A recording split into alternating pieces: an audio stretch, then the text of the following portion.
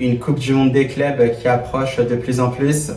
Bien sûr, avec une nouvelle ère qui commence pour le Real Madrid, on a tout simplement hâte de voir d'une part comment commencera le Real Madrid, dans quel dispositif et aussi avec quelle tactique qui sera mise en place. Bien sûr, des pressions qui se feront très très hautes pour récupérer le ballon le plus haut possible certainement. Bien sûr, de l'animation offensive, mais aussi de l'animation défensive. On a bien sûr hâte de voir tout ça. Buenas a todos y a todas, c'est Bakikune de Madrid, j'espère que vous allez bien. On se retrouve bien sûr pour une nouvelle vidéo à propos du Real Madrid, parce qu'il s'en passe tout simplement des choses autour du club de la capitale espagnole. Déjà d'une part avec cette arrivée de Xabi Alonso, mais bien sûr autour de cette arrivée de l'entraîneur espagnol, que se passera-t-il bien sûr pour lui et bien sûr pour le Real Madrid pour cette nouvelle ère qui débutera. Vamos! Eh bien, Los Chavales, on y arrive petit à petit, bien évidemment au grand début de Xabi Alonso, bien évidemment qui devrait entamer sa première séance d'entraînement à partir du 9 juin de ce qu'il se dit. Donc bien sûr, on aura hâte de voir tout ça, commencer à voir Xabi Alonso à mettre ses tactiques en place, voir ce qu'il prépare un peu bien sûr pour le début de la Coupe du Monde des clubs, parce que pour rappel, le Real Madrid fera ses débuts face à Al Hilal, ce sera le 18 juin à 21h, donc un match très important quand on sait justement ce qu'il y a à remporter pour cette Coupe du Monde des clubs. Bien sûr, la somme d'argent, mais aussi ce prestige tout simplement d'être le premier club à remporter cette Coupe du Monde des clubs. Donc bien sûr, le Real Madrid aura fort à faire. Et bien sûr, Xabi Alonso, on le sait déjà, commence à préparer le terrain pour cette Coupe du Monde des clubs. Au passage, Los Chavales, n'oubliez pas aussi qu'on est déjà un peu plus de 600 sur ma chaîne YouTube. C'est vrai que c'est un plaisir parce que je prends toujours effectivement aussi du plaisir avec beaucoup de passion à parler du Real Madrid parce que j'adore ça. Et bien évidemment, c'est ce qui fait certainement qu'on est déjà 600. On le sait, bien sûr, c'est le début peut-être d'une grande aventure. Moi, comme vous le savez, je continuerai comme ça. Je l'avais déjà dit, bien sûr, lors de la fin de la saison, donc après le dernier match de Liga face à la Real Sociedad, que je continuerai ainsi. Bien sûr, il y a ce petit break qui s'impose puisque les joueurs vont commencer à partir avec leur sélection nationale. Il y aura aussi la finale de la Champions League ce samedi qui clôturera tout simplement cette saison. Et en attendant, bien sûr, on prépare ce terrain pour la Coupe du Monde des clubs. Donc bien sûr, si ce contenu-là vous plaît, n'hésitez pas à vous abonner, à liker et à surtout partager.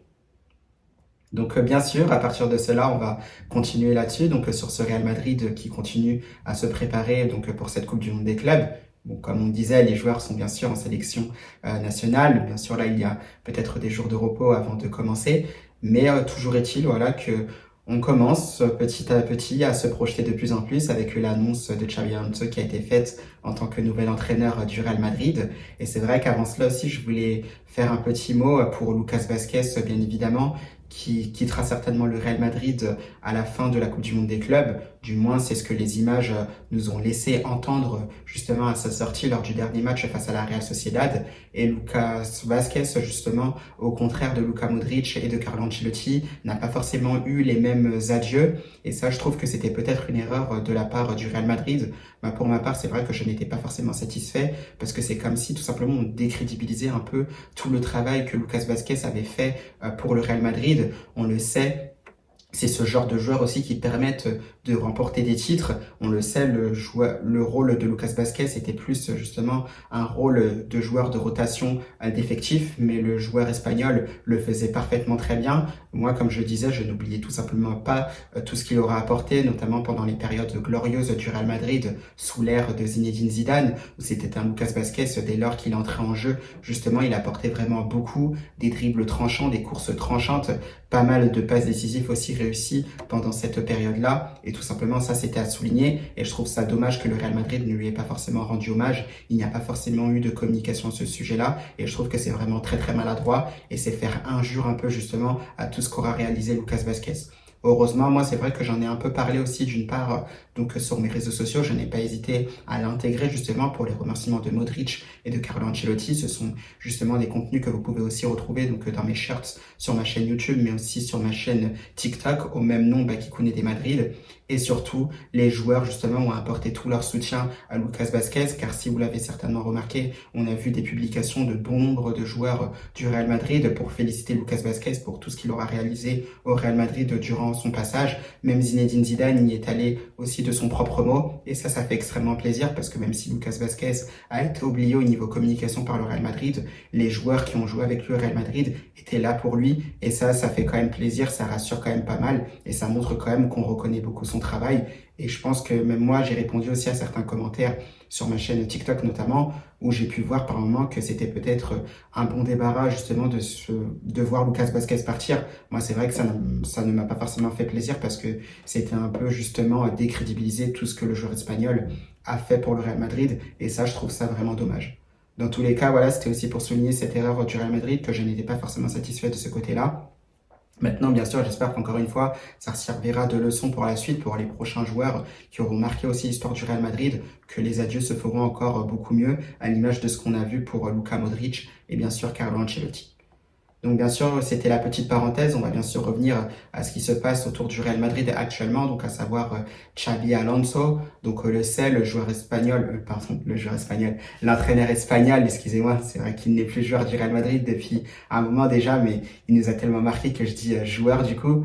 Mais toujours est-il que l'entraîneur espagnol, bien sûr, commence à mettre ses tactiques en place. Bien sûr, comme il le dit en conférence de presse, il y aura des conversations avec certains joueurs, dont certains qui pourraient bien sûr partir, en l'occurrence Rodrigo Goes, donc ça là-dessus, ce sera bien évidemment à voir. Il a des idées, comme il le disait, bien sûr, avec un pressing qui pourra se faire très très haut. Une équipe du Real Madrid qui pourrait beaucoup courir justement sous le mandat de Xabi Alonso. C'est ce qui manquait pas mal. On l'a vu notamment lors de cette saison, un Real Madrid qui courait beaucoup moins que ses adversaires. Et ça s'est justement énormément vu. Bien sûr, Xabi Alonso travaillera là-dessus avec bien sûr des animations offensives aussi qui devront être beaucoup plus pertinentes que cette année. Bien sûr, plus de cohérence, plus justement de dynamisme, plus d'intensité. Et ça, justement, je pense que le tacticien espagnol, bien sûr, travaillera là-dessus. Comme il le disait, je pense, voilà, il fera en sorte à ce qu'on se dise que oui, à la façon dont le Real Madrid joue, qu'on se dise simplement que ça, c'est notre Real Madrid, qu'on le reconnaît, bien sûr, avec une identité de jeu. Bien évidemment, il faudra lui laisser un peu de temps, même si ça paraît difficile, car on le sait, la pression Real Madrid est assez haute. Et justement, par rapport à ça, il y a le mercato, puisque des joueurs, justement, devraient arriver pour justement aider Xabi Alonso à mettre en place aussi son projet avec les joueurs qui sont déjà présents au Real Madrid. Bien évidemment, on le sait déjà, Dean Huijsen rejoindra le Real Madrid. On attend bien sûr la présentation officielle du joueur espagnol. Et à côté de ça, bien sûr, on attend l'officialisation pareil de Alexander Arnold, parce que comme vous le savez, l'ancien joueur de Liverpool, excusez-moi, et international des Three Lions, a vu donc la fin de son contrat, donc qui finit théoriquement fin juin. Donc bien sûr, il devrait rejoindre le Real Madrid dans les prochains jours. Maintenant, il y avait ce petit hic pour qu'il puisse participer à cette Coupe du Monde des clubs, le fait que le Real Madrid doive payer justement 5 millions d'euros à Liverpool pour que Liverpool libère le joueur anglais avant et que ce dernier puisse participer à la Coupe du Monde des clubs. Donc c'est certainement quelque chose qui se fera. Et bien sûr, à côté de ça, on parle d'un futur latéral gauche puisqu'on a encore eu des nouvelles concernant Carreras, le latéral gauche espagnol de Benfica, donc qui devrait certainement s'engager pour le Real Madrid. Donc peut-être c'est qu'une question d'heure ou qu'une question de jours maintenant, mais il y aurait justement un accord et ça se jouerait maintenant à quelques détails pour que l'officialisation soit faite. Ça arrivera très très bientôt, ça maintenant on en est tout simplement persuadé, et justement Carreras qui intégrera cette équipe du Real Madrid. Et à côté de ça, bien sûr, sinon, il y a cette recherche de milieu de terrain qui sera très très importante aussi pour l'animation offensive de Xabi Alonso. On l'a vu, c'était un problème aussi récurrent du côté du Real Madrid pour relancer les ballons de derrière, pour avoir quelqu'un qui organisait le jeu de plus bas, un peu tout simplement comme un regista, notamment pour trouver justement les joueurs offensifs un peu plus haut, à l'image donc de Kylian Mbappé, Vinicius Junior, Jude Bellingham ou encore Rodrigo Goes, voire même Brahim Diaz. Donc bien sûr, il y a une recherche de ce côté-là. Et voilà, il y a un joueur justement qui fait pas mal parler de lui en ce moment, c'est Angelo Stiller, donc le joueur allemand qui joue actuellement à Stuttgart, un milieu de terrain tout simplement génial, voilà, qui a beaucoup de clairvoyance, beaucoup de classe dans son jeu. patte gauche, bien évidemment, qui est très très précise. Bien sûr, dans ce rôle de regista, souvent comparé aussi à Toni Kroos. Donc c'est vrai que c'est un joueur très très intéressant qui a fait une belle saison aussi du côté de Stuttgart en Allemagne. Et vous pouvez le voir justement à côté de moi, ces statistiques qui ressortent bien sûr pour Angelo Stiller. Donc c'est tout simplement 32 matchs joués en Bundesliga pour 2180 passes réussies, 8 passes décisives pour un but et avec à la clé bien sûr une participation en Champions League. On l'avait vu notamment lors du premier match de Stuttgart, c'était au Bernabéu face au Real Madrid, et justement Rudiger aussi disait qu'il avait été impressionné justement par la qualité du joueur allemand. Et bien sûr à la clé pour Angelo Stiller, c'est bien sûr une victoire en Copa de Alemania. Ça bien évidemment ça fait pas mal parler puisque c'est un taux de passe aussi réussi, voilà, qui fait partie justement des meilleurs taux en Europe, si ce n'est le meilleur. Et ça, c'est tout impressionnant quand on voit qu'il y a des joueurs au milieu de terrain comme les Pedri, les Vitinha. On peut retrouver Barella, par exemple, du côté de l'Inter Milan. Il y a aussi des Tonali, des Bruno Guimaraes. Ça, tout ça, ça fait beaucoup parler. Et ça montre aussi que le Real Madrid pourrait aller justement sur ce joueur-là parce qu'il est tout simplement très, très intéressant. Il n'a que 24 ans, donc tout simplement un gros potentiel. Il peut encore s'améliorer. Et ça, nul doute que le Real Madrid doit justement s'aligner sur Angelo Stiller. Mais aussi une autre raison qui fait qu'Angelo Stiller doit signer justement au Real Madrid, c'est tout simplement que le coach Xabi Alonso le souhaiterait absolument. Donc ça, c'est un argument de plus. Un autre argument, encore une fois, de poids, tout simplement, et ça, on le sait, c'est que le joueur allemand est recommandé aussi par la légende Toni Kroos, qui est d'accord aussi justement avec les similitudes qui peuvent y avoir justement entre les deux joueurs, même si bien sûr Angelo Stiller ne sera jamais bien sûr Toni Kroos, mais il y a quand même des similitudes. Et ça justement, le fait que le joueur allemand soit justement recommandé par Toni Kroos, c'est un argument de plus pour que le Real Madrid s'aligne justement sur l'international de la Mannschaft.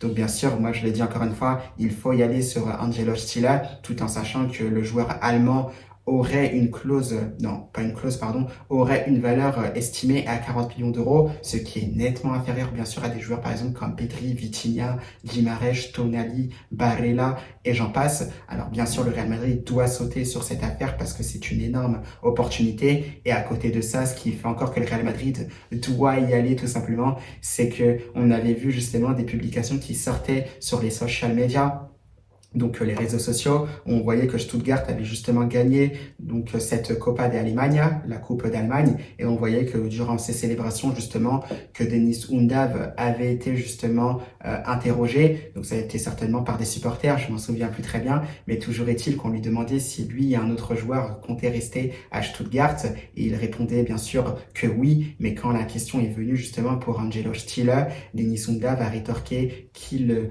ne savait pas, et ensuite il aurait dit à la Madrid. Donc bien sûr, ça c'est un signe que le Real Madrid doit bien sûr s'aligner, sauf si bien sûr c'est déjà fait. À Angelo Stiller, bien sûr, c'est un grand oui, et ça on va en parler justement parce qu'il y aura les compositions d'équipe que je vous proposerai par rapport à ce que je vois pour Xabi Alonso. Donc ça, c'était le cas Angelo Stiller, bien sûr, mais pour moi, ça ne suffit pas, bien sûr, pour le Real Madrid, parce que le Real Madrid doit encore s'aligner pour moi au minimum sur un ou deux autres joueurs. Je vais m'expliquer pourquoi, parce que devant, on sait qu'il y aura Endrick, Kylian Mbappé, Vinicius Junior ou encore Brahim Diaz. Rodrigo Goes, bien sûr, c'est un point d'interrogation. Point d'interrogation, bien sûr, sur Endrick, parce qu'il pourrait être prêté tout simplement, parce qu'il pourrait avoir un temps de jeu pas assez conséquent. Donc ça là-dessus, c'est la petite interrogation qu'il peut y avoir. Est-ce que Endrick, bien sûr, partira en prêt cette saison? Ça reste à voir. Mais toujours est-il que pour moi, il manque un élément, un profil supplémentaire en attaque.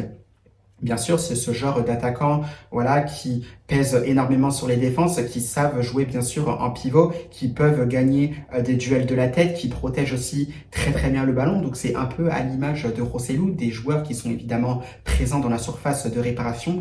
Et bien sûr, on sait que par moment il y a des joueurs comme Ant Budimir qui peuvent ressortir.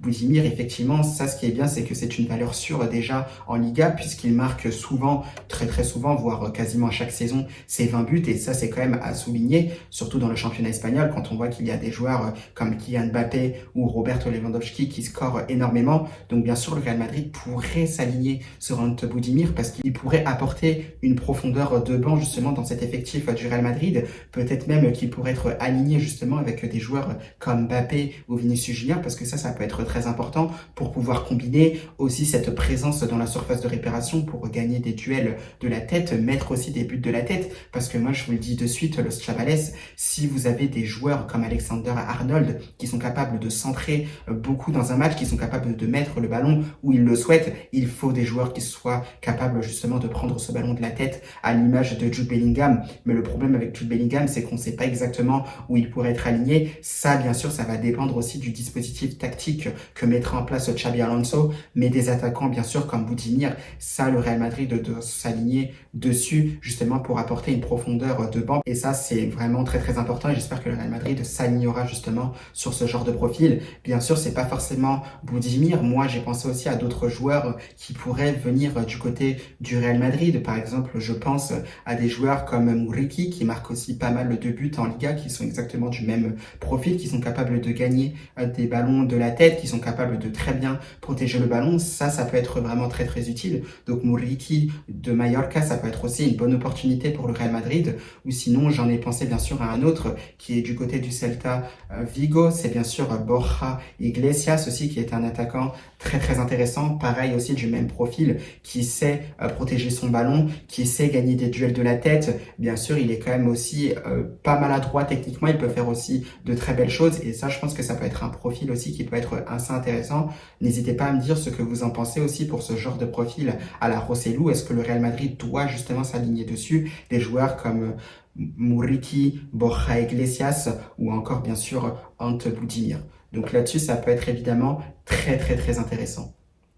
Et bien sûr, par rapport à ça, il y aura le fait de s'aligner Los Chavales sur cette Coupe du Monde des clubs. Le Real Madrid doit bien sûr gagner cette Coupe du Monde des clubs, peu importe la compétition auquel le Real Madrid participe. Le Real Madrid doit absolument la gagner. On le sait, bien sûr, il y a tout ce qui concerne l'argent parce que le pactole qui est à gagner en remportant cette compétition est tout simplement énorme. C'est pas négligeable. Donc le Real Madrid, bien sûr, doit gagner. Mais c'est vrai que sur le côté sportif, bien sûr, c'est la première Coupe du Monde des clubs qui va se dérouler dans ce format-là avec autant de clubs de différents pays. Donc bien sûr, ça va hausser le niveau. Il pourrait y avoir aussi des matchs de très haut niveau, ce qui fait que ça va être bien sûr regardé. Donc ça pourrait être aussi des moments pour marquer l'histoire. Et bien sûr, par rapport à ça, le Real Madrid doit gagner cette Coupe du Monde des clubs parce qu'il y aura pas mal de choses à en tirer. Mais ça, bien sûr, on ne le sait pas. On ne sait pas exactement comment ça va se passer puisque ce sera la première de l'histoire. Pour rappel, qui se différencie quand même très très bien de la Coupe intercontinentale.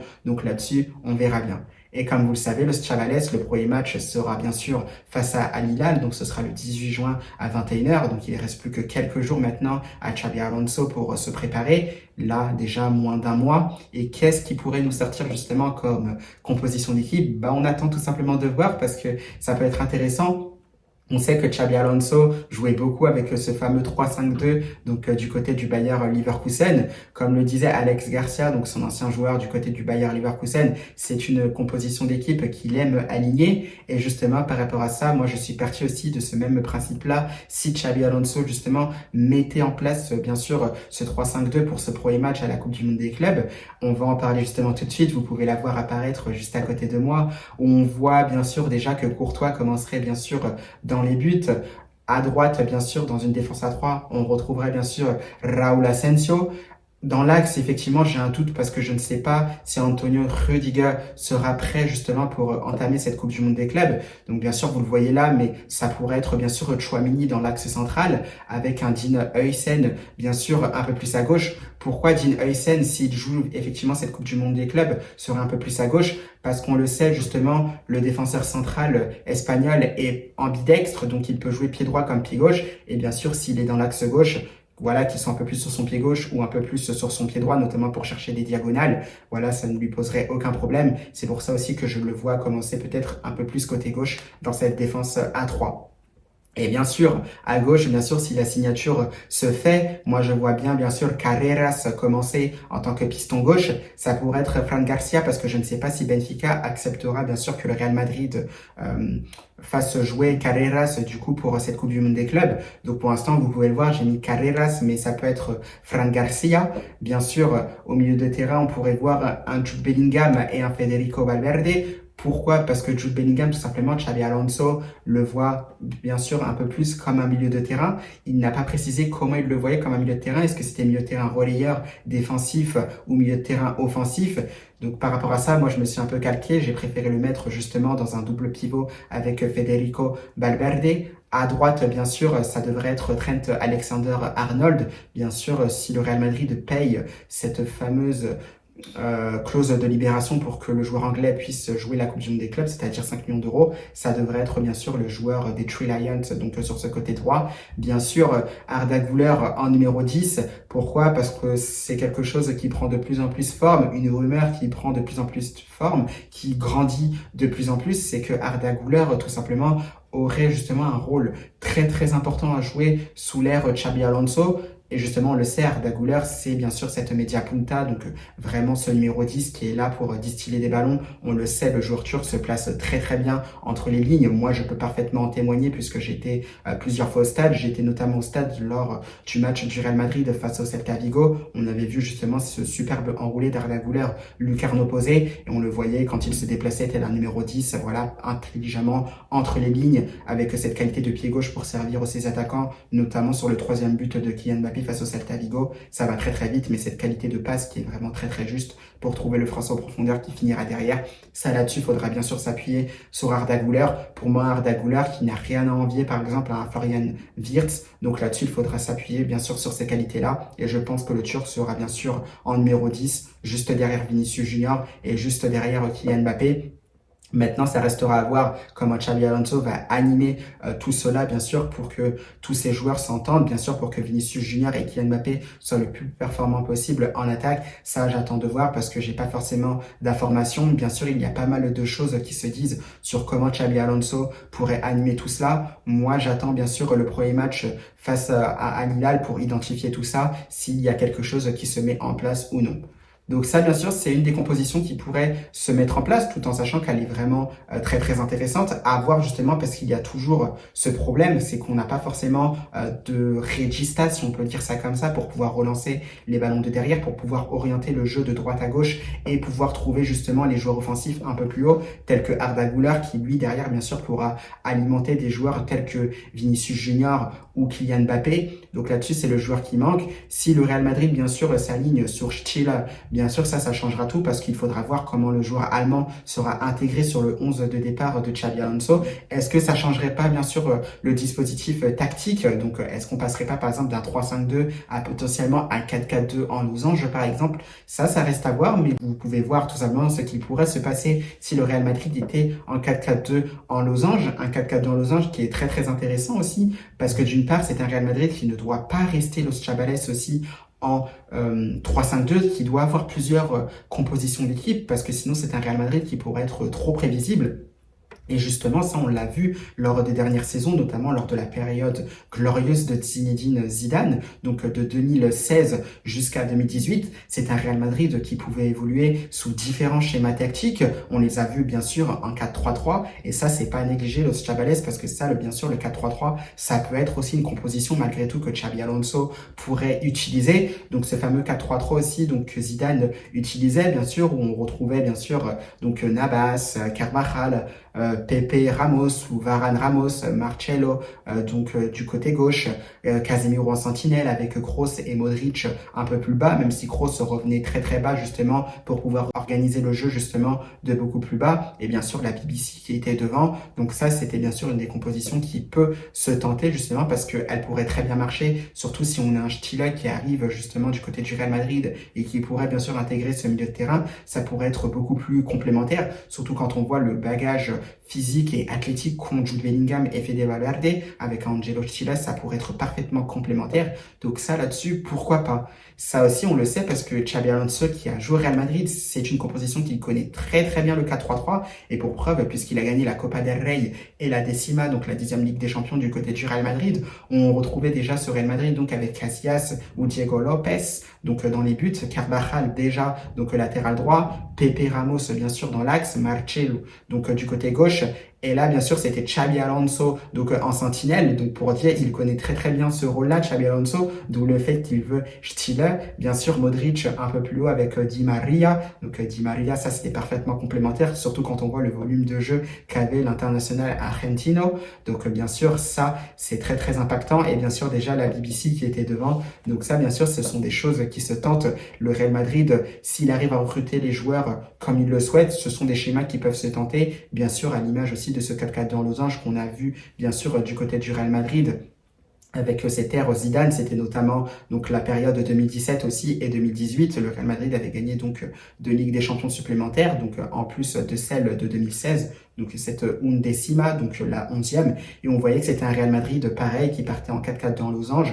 Donc bien sûr avec Navas dans les buts, Carvajal à droite, Varane, Ramos, Marcelo aussi qui était défenseur, Marcelo à gauche, Ramos, Varane dans l'axe. Bien sûr Casemiro qui était un peu plus donc en sentinelle, Kroos, Modric un peu plus haut bien sûr, même si on le sait encore une fois, c'est un Toni Kroos qui décroche un peu plus bas pour orienter le jeu, pour l'organiser d'un peu plus bas, tel un numéro 10 reculé. Et cette fois-ci, la différence de la BBC, ce n'était pas Bale qui était donc un peu plus à droite pour un 4-3-3. Non, c'était Isco, bien sûr, qui s'était intégré dans ce 11 de départ, qui était vraiment en numéro 10, donc vraiment en media punta, juste derrière Cristiano Ronaldo et Karim Benzema. Et ça, c'est intéressant parce que c'est le Real Madrid aussi de cette saison, donc qui arrive 2025-2026, qui peut aussi jouer dans ce style-là, en fonction des profils aussi qui arriveront dans cette équipe-là. Et on le sait parce que ça peut se retrouver aussi avec le 3-5-2 que Xabi Alonso pourrait mettre en place du côté du Real Madrid, parce que quand le Real Madrid de Zinedine Zidane aussi jouait effectivement dans ce 4-4-2 en losange, et ben c'est un 4-4-2 en losange qui pouvait facilement se transformer en 3-5-2, parce que tout simplement on avait Ramos et Varane qui restaient un peu plus derrière, Casemiro aussi qui reculait, donc qui restait en retrait, notamment pour éventuellement annuler toute contre-attaque adverse. Et là, vous pouvez voir justement que déjà avec ces trois-là, on voit que ça fait une défense à 3, Marcelo et bien sûr Daniel Carvajal qui montait évidemment très très haut, notamment pour déclencher les centres, parce que bien sûr quand vous avez Cristiano Ronaldo et Karim Benzema dans la surface de réparation qui sont très très forts dans le jeu de tête, bien sûr très très réactifs aussi dans la surface pour reprendre le ballon par exemple de volée ou en une touche de balle, bien sûr il faut des centreurs, des latéraux qui jouent vraiment très très haut, et c'était effectivement le cas si vous vous rappelez bien pendant l'ère grandiose du Real Madrid sous mandat Zidane, un Marcelo et un Dani Carvajal qui étaient vraiment très très haut. Bien sûr, des fois c'était à peu près tellement haut, bien sûr, que c'était limite des ailiers. Bien sûr, Kroos et Modric, voilà, qui restaient bien sûr sur une ligne de deux, un peu plus côté gauche, un autre un peu plus côté droit, ce qui leur permettait bien sûr d'organiser le jeu. Un Isco, bien sûr, qui était toujours là, juste derrière Karim Benzema et bien sûr Cristiano Ronaldo, et bien sûr ça permettait de combiner. Et là justement on peut voir le Schiabalesque avec ce schéma-là, on avait bien sûr ce 3-5-2 qui se formait, comme le 3-5-2 qui pourrait se former aussi du côté du Real Madrid de Xabi Alonso. Maintenant le petit X, c'est qu'il faudra bien sûr tous les profils, et moi je pense qu'il manque bien sûr un profil à la Stiller pour que tout soit complet, pour que certainement le puzzle de Xabi Alonso commence à se mettre en place, même si bien sûr il faudra d'autres joueurs, en l'occurrence des attaquants, ou un attaquant plus précisément tel que Budimir, Borja Iglesias ou encore Muriqi. Donc voilà sur quoi on pourrait voir bien sûr le Real Madrid, bien sûr à 3-5-2, bien sûr on partirait de là, ça peut être comme je disais un 3-5-2, excusez-moi, ça pourrait être bien sûr un 4-4-2 en losange bien évidemment, pour l'instant bien sûr avec un Tchouaméni qui serait en sentinelle, et vous pourrez voir bien sûr que le 3-5-2, comme je disais précédemment, on pourrait toujours l'avoir, parce que si vous avez un Tchouaméni qui reste un peu plus en retrait bien évidemment, et que les latéraux, à savoir Carreras et Trent Alexander-Arnold jouent vraiment très très haut, on aurait toujours cette défense à 3, puisqu'on aurait un Tchouaméni bien sûr qui serait un peu plus bas pour combler justement les montées aussi de ces latéraux. Donc ça, là-dessus, ça pourrait être très, très intéressant avec, bien sûr, un Bellingham, un Valverde qui pourront jouer, bien sûr, très, très haut. Bien sûr, avec leur volume de jeu, ils pourront couvrir pas mal de terrain. Mais c'est quelque chose qui pourrait se mettre vraiment en place et ça peut être très, très, très intéressant. Donc là-dessus, vraiment, j'ai hâte de voir. N'hésitez pas à me dire, le Chabalès, ce que vous en pensez de ce qui pourrait se mettre en place pour le Real Madrid avec ce 3-5-2, ce 4-4 dans losange. Pourquoi pas un 4-3-3 parce que le Real Madrid a toujours joué en 4-3-3. Ça peut être une composition qui pourrait être alignée en cours de saison, bien sûr, pour Xabi Alonso en cas de besoin et en fonction des disponibilités aussi des joueurs parce que aussi les blessures, ce sera à régler du côté du Real Madrid. Donc au final, pourquoi pas?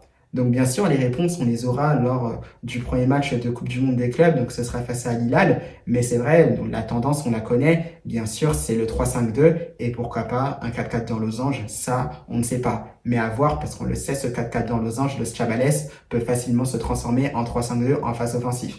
Donc au final, dans tous les cas, on reviendrait à un 3-5-2 qui serait certainement la composition principale de Xabi Alonso. Est-ce que ce sera vraiment le cas? La réponse, bien sûr, ce sera lors du premier match face à Al Hilal, comme je disais il y a quelques secondes.